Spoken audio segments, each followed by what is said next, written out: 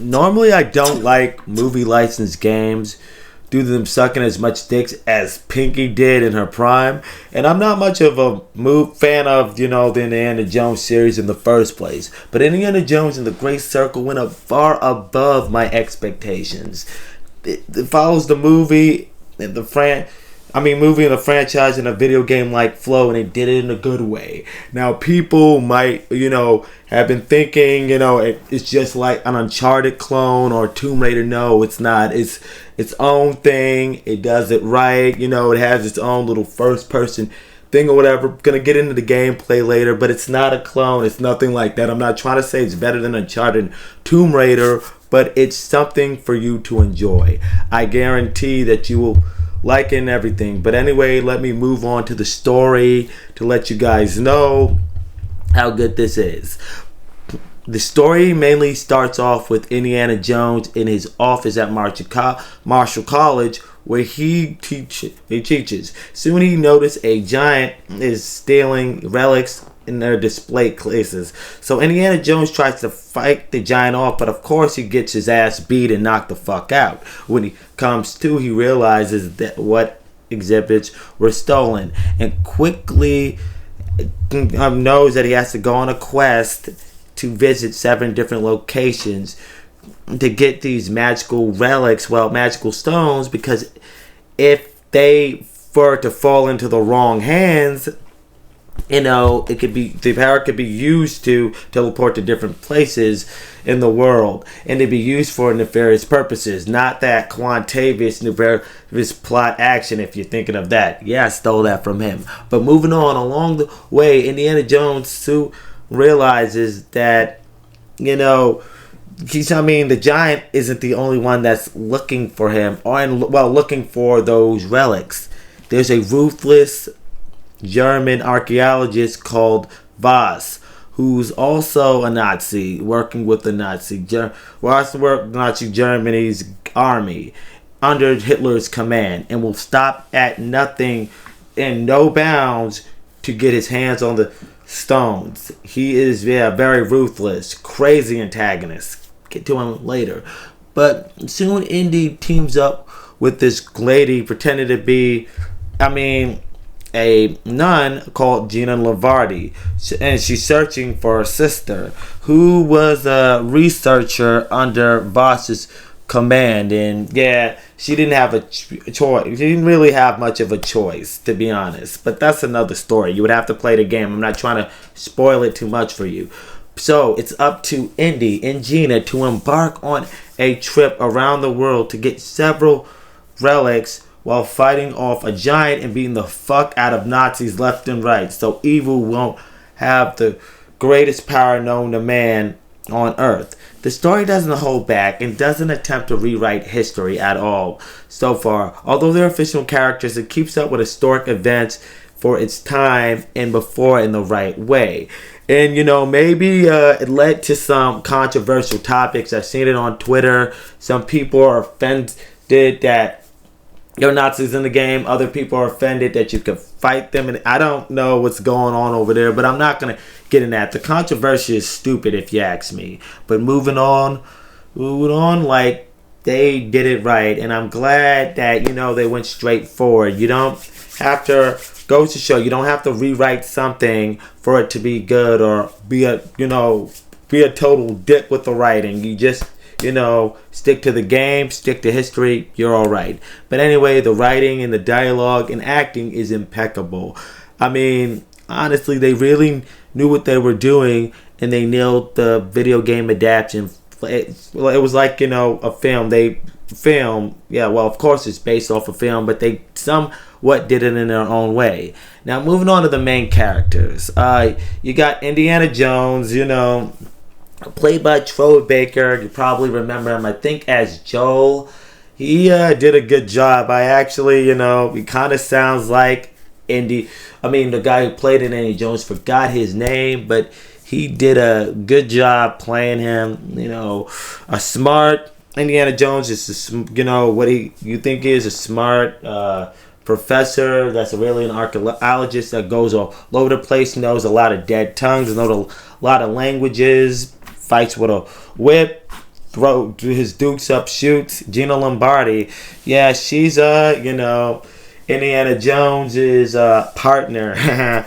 I mean, she's smart. I mean, smart, tough, determined. She's witty as well. And, yep, overall, she's not just another pretty face. That's what I like about her. And the Giant, I mean, I was looking for his name. Couldn't find it. If you know his name, let me know. Played by, I think his name was Todd Howard. You guys probably know him as a Candyman. Yeah, may his soul rest in peace. Played really well and is really enjoyable. And Boss, the antagonist. Voss, he's even though he's a Nazi, he's a dope villain. He does it right. Pure evil. Every time he gets on camera, steals the spotlight. Whoever played him did a really good job. They wrote, played, acted. I mean, he's a 10 in my book. He rules. Even though they get me to hate him, I cannot keep my eyes off the screen when he's on screen. I mean, if I missed any other main characters, let me know. I know there was that guy in the college, but I don't know his name exactly. But anyway, let's move on to the gameplay. Moving on to the gameplay, of what is what I feel should be the most important part of the game. It's a first-person shooter that's not too heavy on the action. Action adventure, but not too heavy on the action and the shooting. It requires you to be more strategic and stealth-like. And if you're spotted by a group of enemies, run for the hills until the priority system dies down. There's also platforming, a lot of puzzle solving that's well done, and exploration that's also well done in its 7 levels. I mean, however, there are some flaws that did annoy the hell out of me.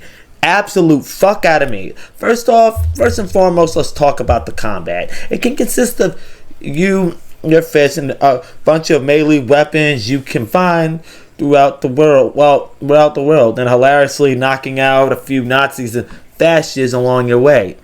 And you also have Indy's revolver and his whip, and it could be used in combat. We're already talking about combat.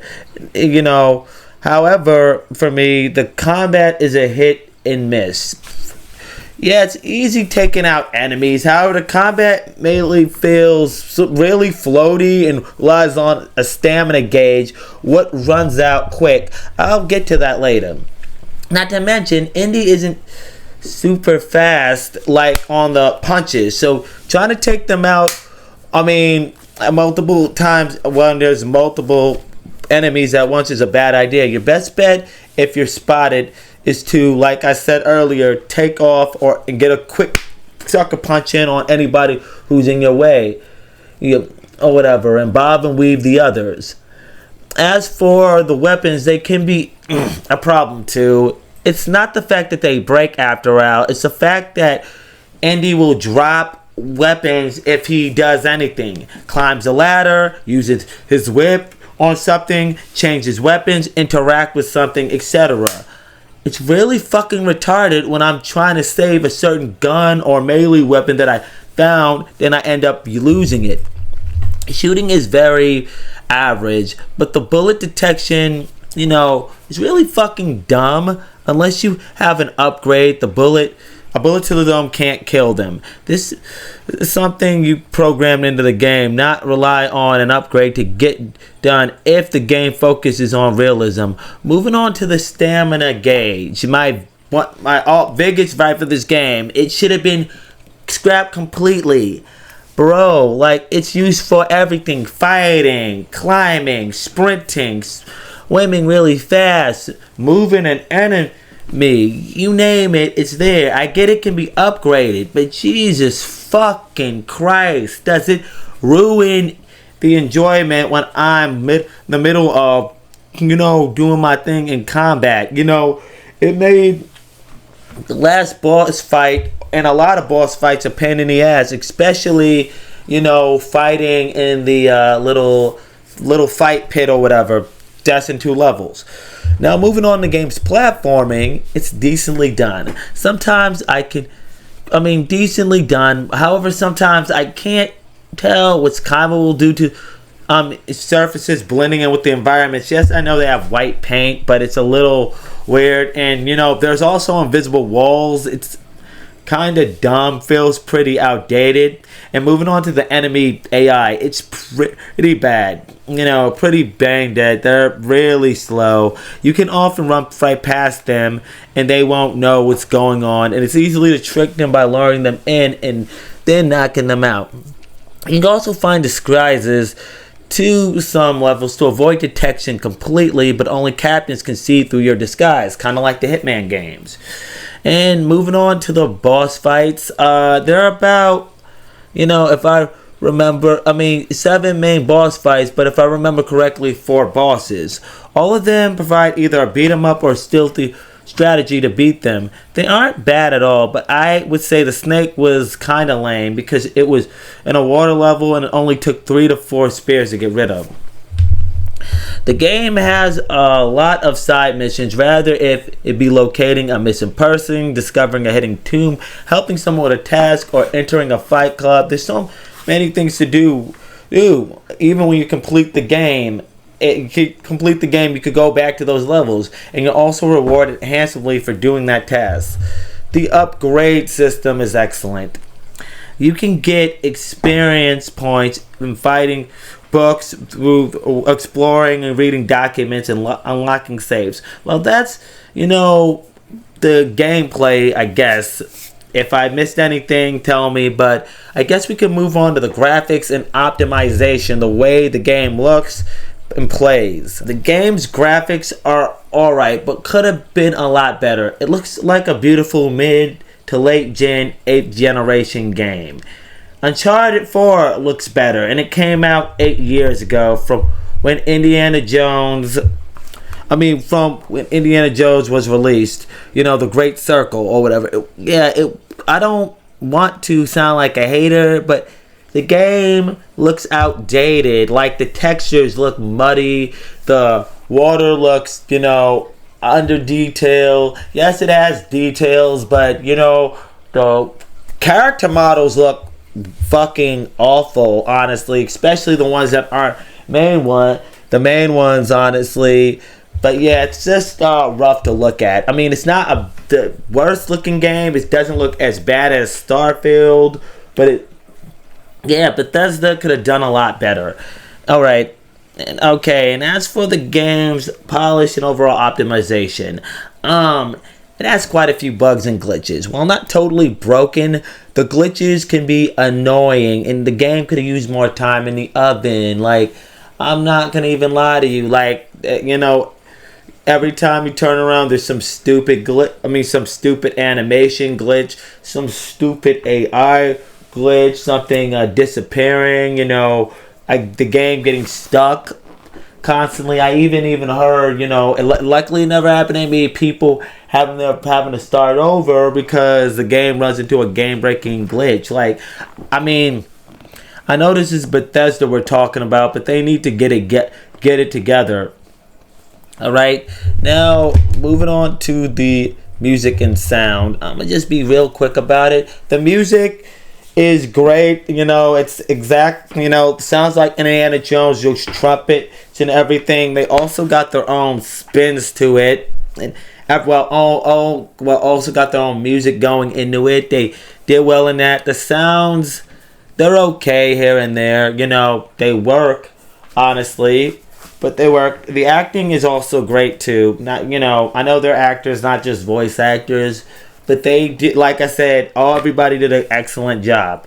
But I just put my 2 cents in there, so I guess we can move on to the verdict.